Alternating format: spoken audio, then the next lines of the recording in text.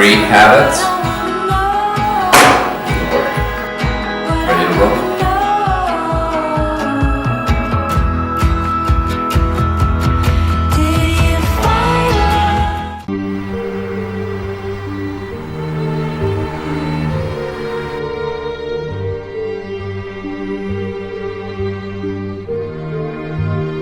There's more literature available just through a Google search than ever regarding how to engage folks. So what is it that's going on in the world? So the book uses this notion of antecedents, that there are things that come up, right? And it classifies them as being individual personal characteristics. So in other words, your supervisor might treat you in a particular way, that might affect you. Social factors regarding role variables, skill, task identification, and that these affect, genetics, the way you feel about yourself, self-esteem, they're all listed there in the book. And you can see that in a really neat chart that is done in this chapter. But the real question is, what are the consequences, right? For, let's take this through for an example. Let me get another pen here. I like this one a little bit better. What happens if, for instance, you have a not so good supervisor relationship? How does that affect job satisfaction?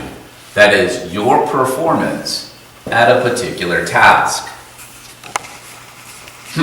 So let's take that through. Maybe your individual relationship with that particular person is as such that they don't like people to talk a lot, but you're talking all the time. And you don't turn down the dial of your communication to pick up on, because your receptivity, your ability to be open and empathetic and contextually aware through the IPSP, right? I'm going back to that tool and that example. So in other words, I'm not receiving or seeing or understanding that this person is giving off social cues saying, I'm talking too much when my supervisor's busy. So my supervisor thinks I'm a difficult person and that I just don't get it. I'm neutral. I don't have the ability. So the supervisor actually is pretty saddened by this. Therefore, I'm not going to be happy, because when I go to perform a task, I might not get the complete information that I need because my supervisor is being dismissive. And then this dismissiveness, there's a percentage of loss of knowledge transfer in the request that becomes an issue. My ability to do the task goes down. I might even, another effect, an unintended consequence might be that I come in a little bit late because I'm a little embarrassed. I might actually start to assign blame, right, to somebody or something else. But I'll tell you what, I'm not to blame. So there are counterproductive behaviors that start to take place in workplaces, and there could be, in worst cases, resentment, right? And theft, sabotage, and aggression, or maybe passive-aggressive behavior, which then does nothing other than to fuel poor supervisor relationships. And you can see that these consequences, actually it's called a vicious snowball effect.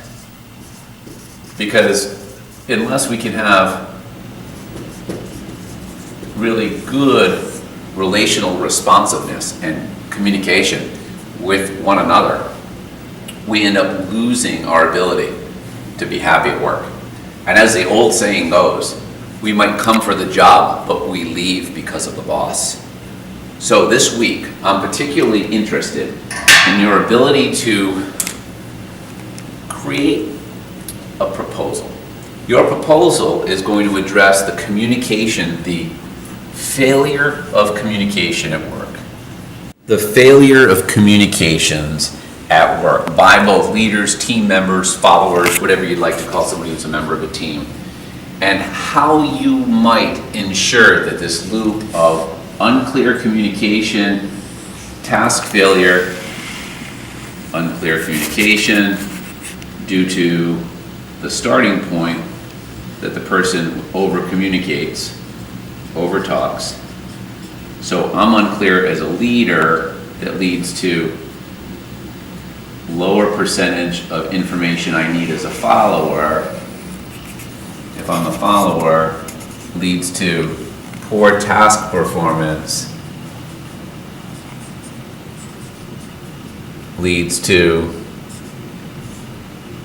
being late, or sabotage, or the blame game.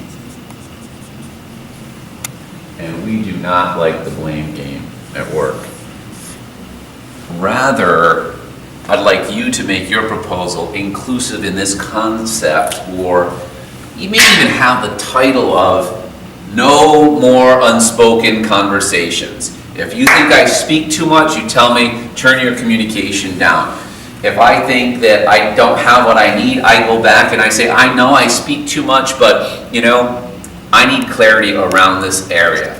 How can you use the language of the IPSP and or the language that you've accumulated in this chapter and your critical sort of thinking and gut feel for how you're going to create an environment of, so this is the gig this week, this is what we're doing, environment of no unspoken conversations.